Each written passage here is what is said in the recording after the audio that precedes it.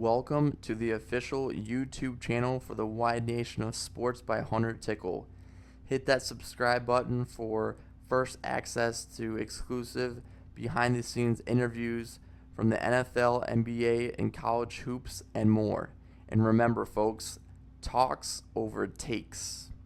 Greetings, ladies and gents. We have a new episode of Wide Nation of Sports on hand for you. I'm going to quickly go into what it's going to entail and what it's going to look like. It's pretty packed today.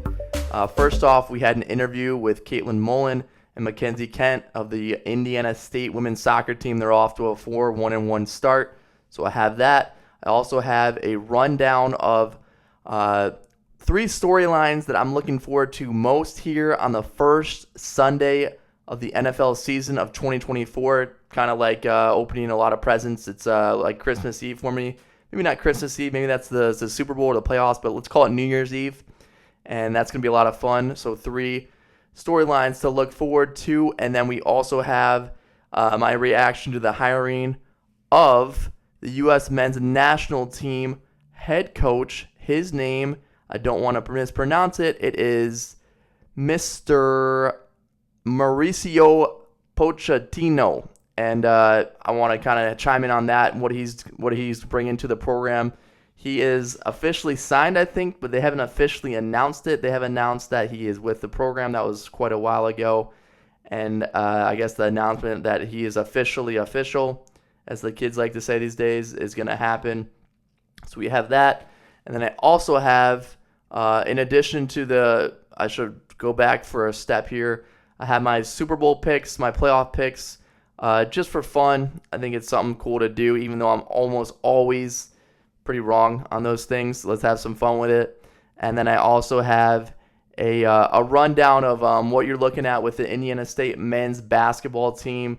They announced their non-conference schedule a little bit ago, and I kind of want to get into that a little bit there at the tail end of this podcast. So let's go. So here we go. The NFL National Football League is underway already. We had games on Thursday and Friday. You had the Chiefs coming out victorious almost at midnight Eastern time on Thursday. And then on Friday, it felt pretty late again, too, especially for a guy who's taking care of an 8-month-old. You had the Packers losing to the Eagles in Brazil, the first game in that South American nation. And a lot to kind of look forward to. I thought, the whole production on Thursday with them unveiling another banner was, to be expected, kind of like what we thought it would be. But for me, man, I was hoping to not see all that because I wasn't at the stadium, and I just kind of want to see some football. But that got them out to a later start. I think that game started around 9 o'clock, which is crazy for a Thursday for people who have stuff to do during the week. Hopefully that doesn't keep happening. I don't think it will, because there will be no more banners unveiled. But yeah, the Chiefs were, this was once said at a Monday night game by, I believe, Chris Singletary. They were who they thought we were. Actually, that wasn't Singletary. That was the Arizona Cardinals coach against the Bears. I'm not quite sure who that was, but that was quite the line for that year. That was, I believe, when the Bears were coming off a Super Bowl run, and that was quite the soundbite from Dennis Green from the Cardinals there back in 2006, when you had the golden age of the Bears for me growing up, with the likes of Lance Briggs, Brian Urlacher just laying the lumber, always keeping them in the game. Devin Hester, the Hall of Fame kick returner who was just inducted this year. But yeah, anyways, that was the Chiefs, man. They got it done. Defense is good. Offense is good. I don't think they're a convincing team. So like a team that's looking to three-peat for the first time, I guess, in the new age of the Super Bowl era. They're looking to be the first team to win 3 Super Bowls in a row. They're not super convincing and overwhelming. They do have a superstar on defense. They do have a superstar on offense. But I don't know if they're head and shoulders above the pack. I do know that it's going to be hard for people to dethrone them just because Patrick Mahomes he just improvises and gets it done when it counts at the end of the game, whether it's with his legs, whether it's scrambling, whether it's throwing downfield, finding the pockets that Travis Kelce seems to find, even though he's not necessarily running routes. And then your defensive tackle and Chris Jones is probably going to be a Hall of Famer. He really runs things there, getting to the quarterback, putting pressure on the opposing quarterbacks, and stopping the run. It's going to be probably a really interesting year. You had the Chiefs last year, didn't even really come to any kind of crescendo, any kind of high in terms of what they were doing. But they got to the postseason, and from there they got it done at Buffalo and at Baltimore. Games I didn't think they were going to win. They did get it done. I think this year they play better, but I just don't think that they're going to necessarily take the Super Bowl. We'll get more into that later. And then on Friday you had the Eagles getting it done. Jalen Hurts played well. Jordan Love for the Packers played well. Ultimately, it was a close game that went the Eagles' way. Saquon Barkley with a hat trick in his debut. Man, that's got to hurt the New York Football Giants. And then now we're on to Sunday. Like I said, this has got to be one of my favorite days of the year. So many storylines abound, and it's a time when people are going to really finally get to see kind of the first little seeds of the season and kind of the seasoning that we're going to have for each of these teams. Really won't get a good look at these guys, these squads, till week 4, week 5, where we really know kind of who's separating themselves from the pack. I kind of equate that to also how things look in fantasy football. But I digress. So here's 3 storylines from the Shield that we will have on the first Sunday. And let's go ahead and get started with saying this. It's a QB league, folks. It's going to be that's kind of the juicy nuggets and headlines that run the league, and that's how the league wants it. So we're going to go ahead and talk about that. So my first storyline here is Anthony Richardson. He's returning to the field first time since October 8th when he suffered a concussion and then it hurt his right shoulder against the Tennessee Titans. This week he's got the Houston Texans with C.J. Stroud. The guy's in his sophomore year. He was a star last year. A note on Houston, beefed up schedule. Last year they went to the playoffs. They beat the Browns in the playoffs. They were coming off before that the second worst record in the National Football League. So, going to have a little bit of a tougher sledding this year. So I think this game is big. I think this game will be interesting to see kind of where the 2 young quarterbacks are at. Both those guys got drafted last year, and now you got really C.J. Stroud getting a true second year, and then Anthony Richardson, I believe, played 4 games last year. So this is going to be his first kind of mid-season, or I guess with how truncated and how short last year was, really kind of his second year, first year, I'll call it. Second year, first year full starting quarterback, hopefully, if he can get through the season healthy. Never wish any injuries on anybody. And it's going to be interesting to see. Michael Pittman, he made a little bit of a jump last year. Is he going to keep going down that route? And then you got some new receivers there in the slot, and then it's going to be interesting to see really kind of what kind of impact those guys make. You got Steichen in his second year with the program. It's really a good chance for the Colts to show what they got. They're at home at Lucas Oil, and big matchup here with Houston, a team, like I said, that won a playoff game last year. Josh Downs is out injured, but that's going to create some work there in the slot for Adonai Mitchell, and you're going to see Jonathan Taylor hopefully get a full run of a season in, and I think it's going to be an exciting time. A lot of good pieces. I do think the Colts are sneaky good. I'll go into more a little bit that later on the season projections. But last year was not a terrible year at all with Gardner Minshew at quarterback, and with this year, you look at it, it's a team now that I think is ready to kind of make a jump and do what it can to kind of be a little bit more relative here in the National Football League, and it starts here with week 1. against the Houston Texans. Number 2, we got Caleb Williams. He's making his debut in the Windy City, my old stomping ground, against Will Levis and the Tennessee Titans. I do think this is a game where you got to temper expectations if you're a Bears fan. For me, I grew up following the Bears pretty closely, growing up in Naperville and then spending almost a decade there in the city, the surrounding city, inside of the city in Chicago, and flashed some of his potential in the preseason with his escapability and his rushing and slinging the ball while on the run. And we'll see. We'll see if he gets flushed out, if he has some of that playmaking ability too, sort of that improvisation that kind of Patrick Mahomes brings to the game. Don't want to get too much into the comparisons here with Caleb Williams, but I have heard some pundits compare just his ability to, several different guys, but, he had the experience. He was in the limelight in college. I do think that's going to help him here in Chicago, kind of dealing with some of the expectations. A lot riding on his shoulders from people in Chicago. Great part about it is he's got some great pieces around him. DJ Moore is a great number 1. I still consider him the number 1. And then Keenan Allen, I think, who's getting older, he'll be a really solid number 2, almost a 1B to Moore's 1A. And so there are some pieces there. There are some strengths. You got DeAndre Swift in the backfield. There's going to be a potential for him to win some games. I'm just going to go ahead and say it. If these guys win, let's say 7 games this year, I'm going to consider it a successful season. I know people have a lot of high expectations.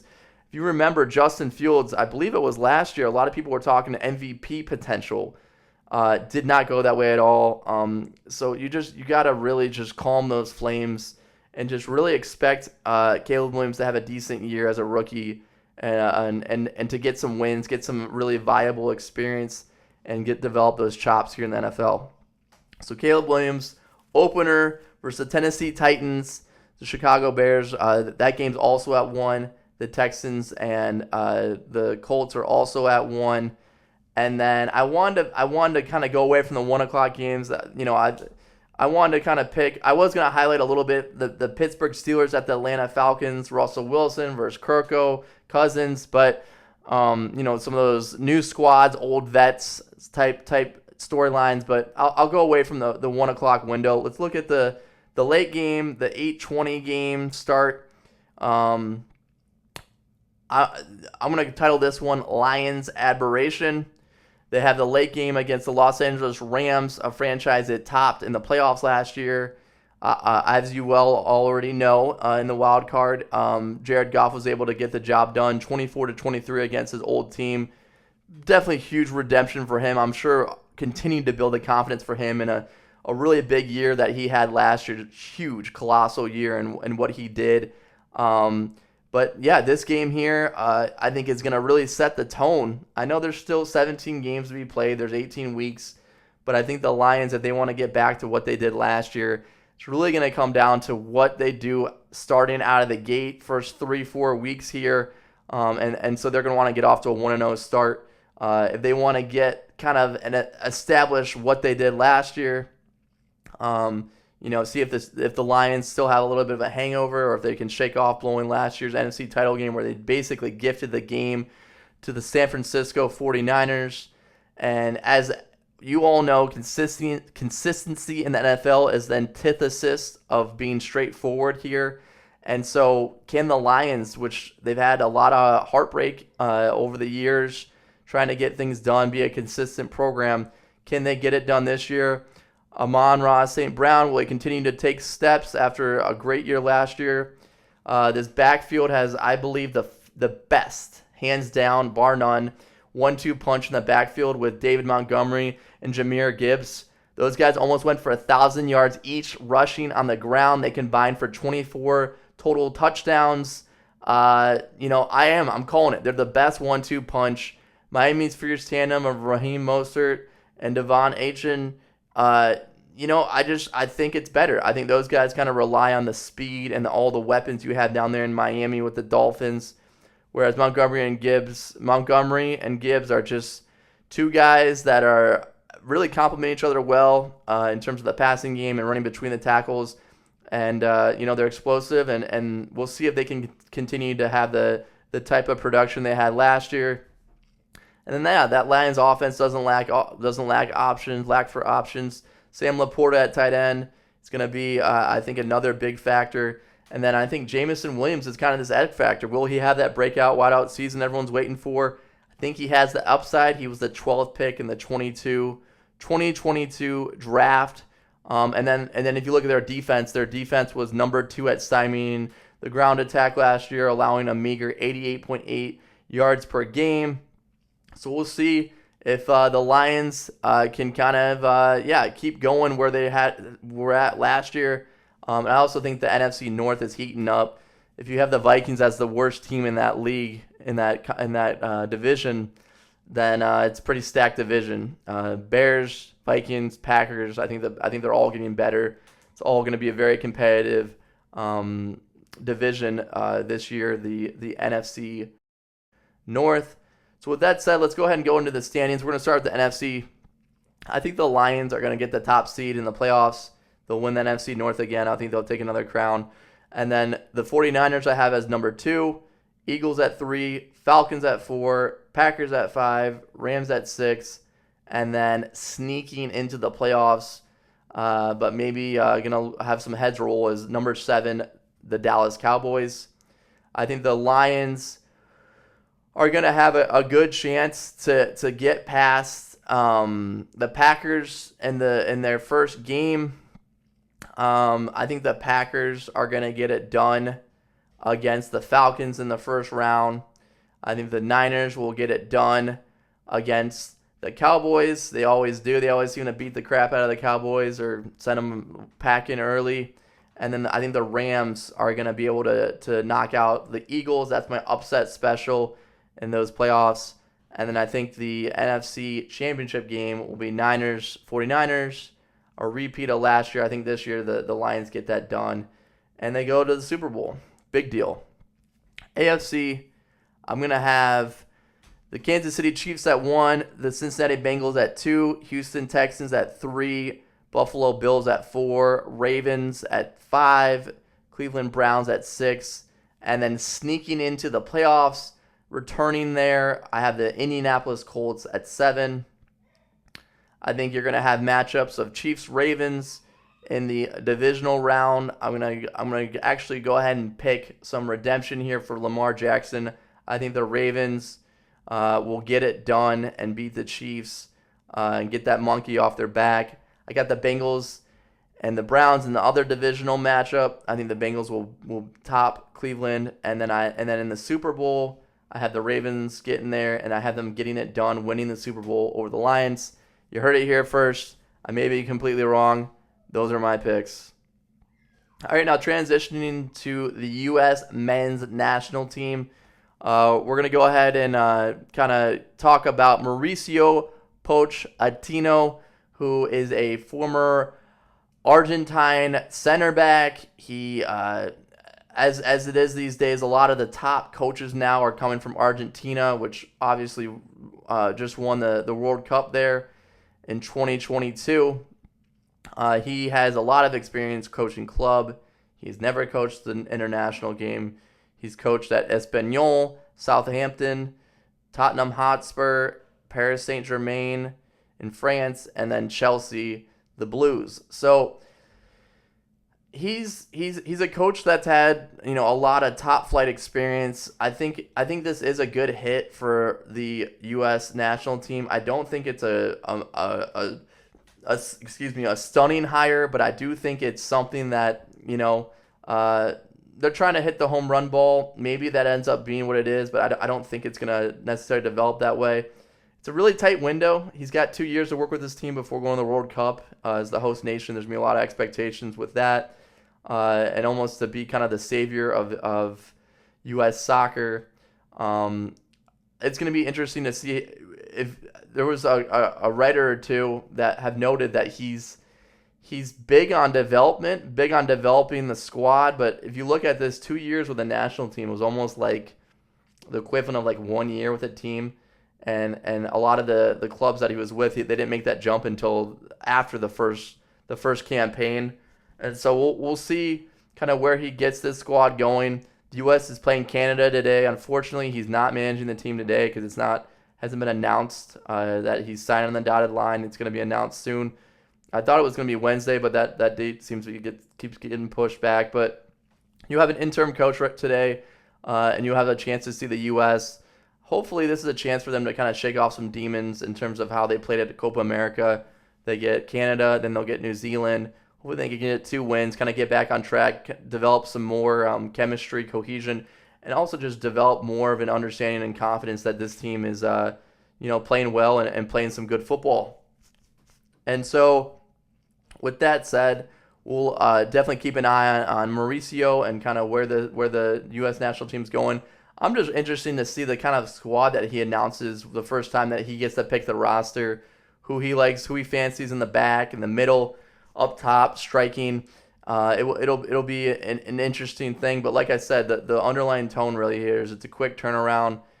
You almost wish he could get 6-year guarantee, but he is going to be measured on what he does at the World Cup. But hopefully this is the start of, I would hope, at least a cycle and a half of him, not just this half cycle. So we'll see where that gets going. What's up, guys? We got Caitlin Mullen and Mackenzie Kent of the Indiana State women's soccer team here with us today. They got a game coming up here tomorrow in Huntington, West Virginia, against Marshall. On the season right now, the Sycamores are 4-1-1. They've outscored opponents 21-3. So really, really great start for them. And yeah, tomorrow's game kicks off at 1, and it'll be on ESPN Plus. Thanks for coming out, Caitlin and Mackenzie. Yeah, thanks for having us. It's I'll start with you, Caitlin. It's a pretty big moment now. When you look at kind of what's going on here with the team out of Terre Haute, you guys are playing really well. Already opening 5 matches, you guys had doubled your win total from last year. Anything you can kind of pinpoint is going well, and kind of what you guys are doing well out there on the pitch right now? I honestly think our spring is what helped a lot because we did a new formation. We're doing a 3-5-2 for most of the games, and that practicing that in the spring has let us be so confident in having the 17 seniors. We're very heavy loaded with that, and that's definitely been helping because we all know how to play that formation. We all know how to play together.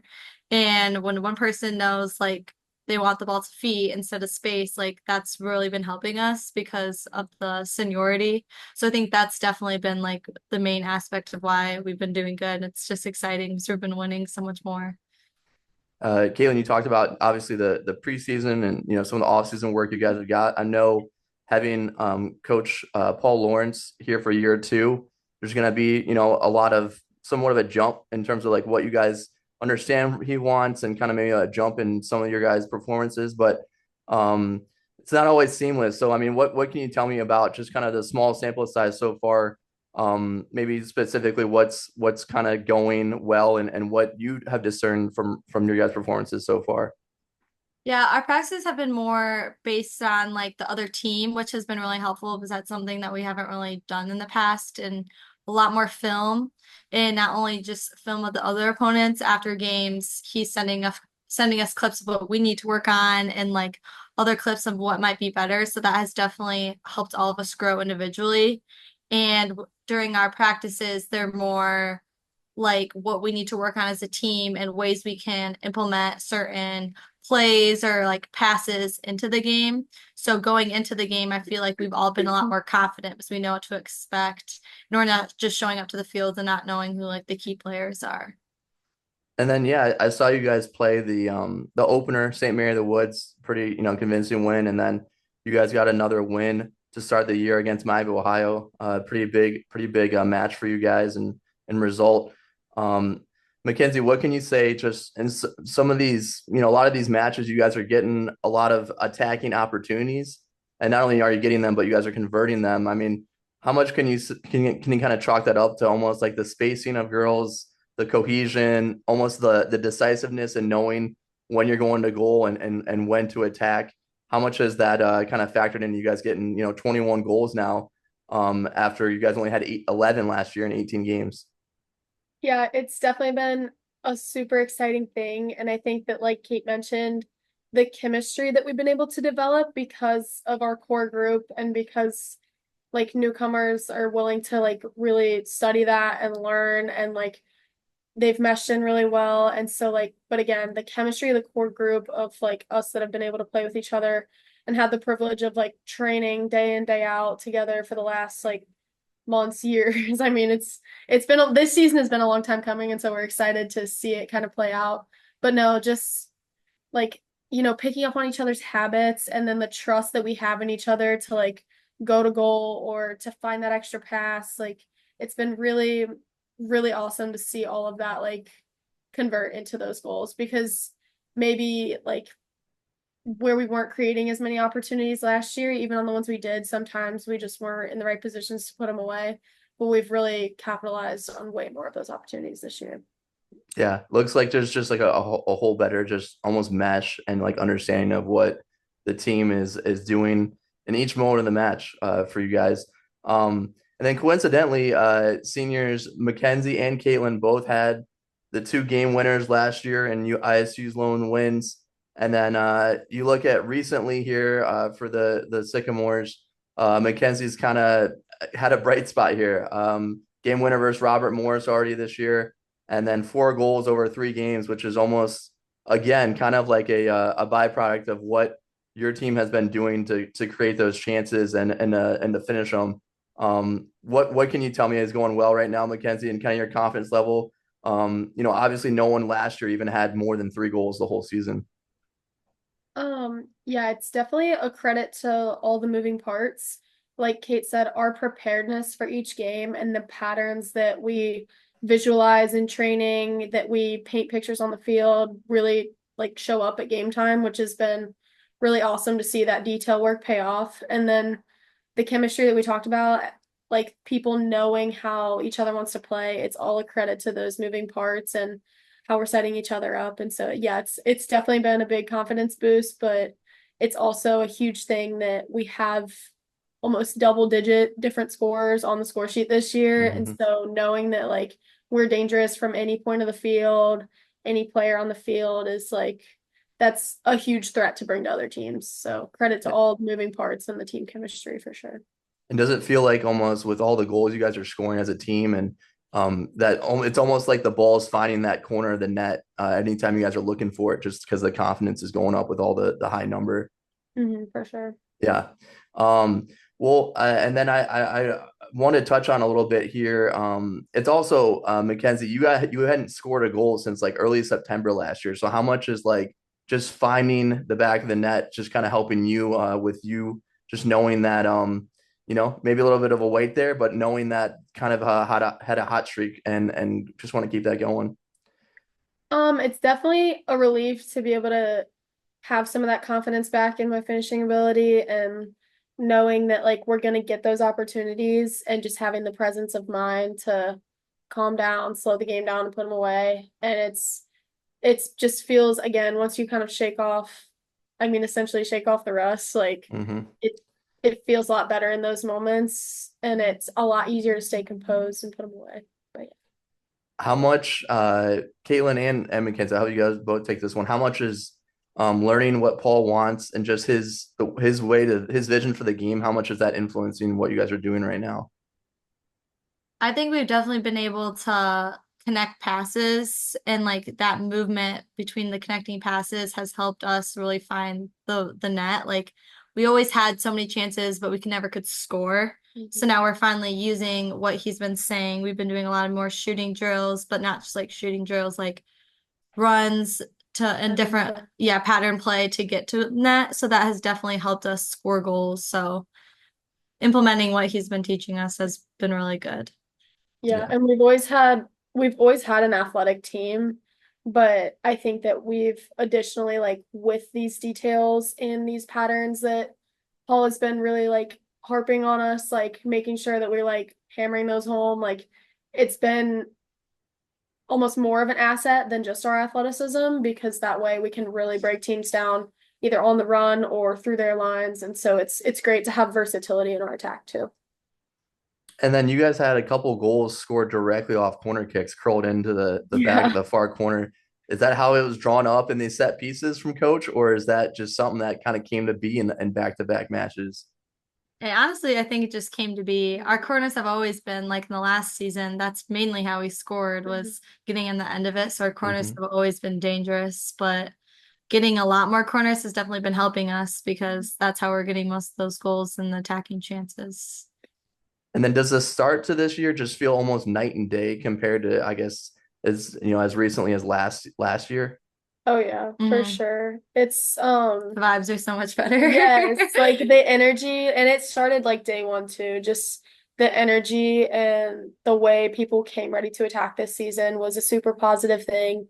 And like we talked a lot about specifically those Miami and Robert Morris results. Like those were flipped results from last year where like we lost a close one to Robert Morris. We had a really tough tie against Hmm. Miami last year. And so to get two really convincing results there, that was like huge and propelling us forward. And then in kind of the women's soccer world on Thursday, Alex Morgan announced her retirement. I'm not a huge women's soccer fan, but I definitely know who Alex Morgan is. She's been like a Yeah. staple, like the face of probably U.S. soccer for almost 10, 15 years now. Yeah. Any reaction, anything you guys can weigh in on her kind of leaving? And then I don't know if you saw this, but she's got one more game, and like 5 or 6 networks are like picking up this game. Yeah. Oh. She was definitely like a role model player for me growing up. And so that was like it wasn't like super surprising when she announced it Mhm. because again, like she's got a family and like she's been in the game for such a long time, but the game is definitely forever changed, like from her and her presence in it. And so I was definitely sad, but just happy that I got to grow up watching her and have such a cool player to look up to.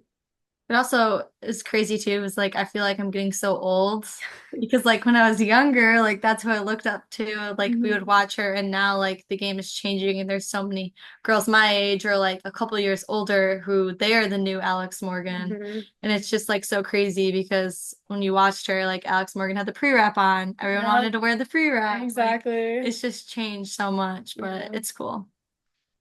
Right on. Well, again, thanks for coming on, Caitlin Mullen and Mackenzie Kent of the Indiana State Women's Soccer Program. Pleasure to talk with you guys as always. And yeah, thanks for chatting. Of Yeah, thank course. you. Thank you. And now I'm going to transition to Indiana State men's hoops. How the Sycamores are looking on the hardwood.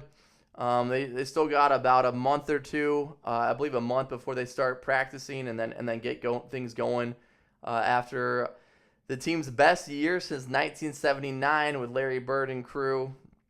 Obviously, a lot is going to be changing here. New coach, all 5 starters. None of them graduated, but they all did leave and transfer out of the program. Their main 2 off the bench that were part of the rotation graduated.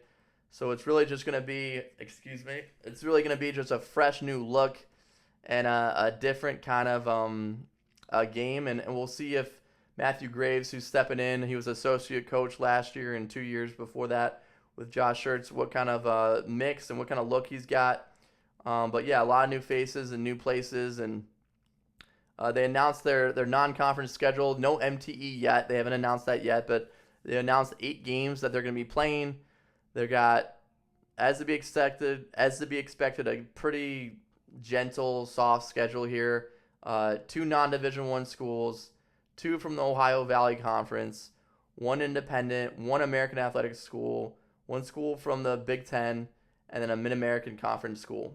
So if you look at this schedule and how it lines up, I do think that if they can at least get to 500, which I know you want to get some confidence, get some wins, it's going to be not such a good non-conference season. They need to at least get to 4 wins, maybe even 5 to really look like a respectable time. Um, they're playing a Florida Atlantic team to start the year that is from the AAC, but is very much in transition. They lost Dusty May. They lost a lot of their main nucleus. Is rebuilding just like Indiana State is. They're playing in Xenia, Ohio, at a neutral site. And then, some winnable games, maybe some tough games for them at Southern Indiana, at Ball State. Definitely going to have their hands full at Ohio State to end the non-conference slate. And then some home games that you think would be winnable against, like I said, 2 non-Division I teams. You've got Chicago State coming to Holman Center. We'll just kind of see, keep you posted on kind of how that looks. And then, we'll have another update here before the year gets going about kind of where the teams in the Valley look in terms of ranking, and how that will potentially pan out. I want to thank you guys for watching.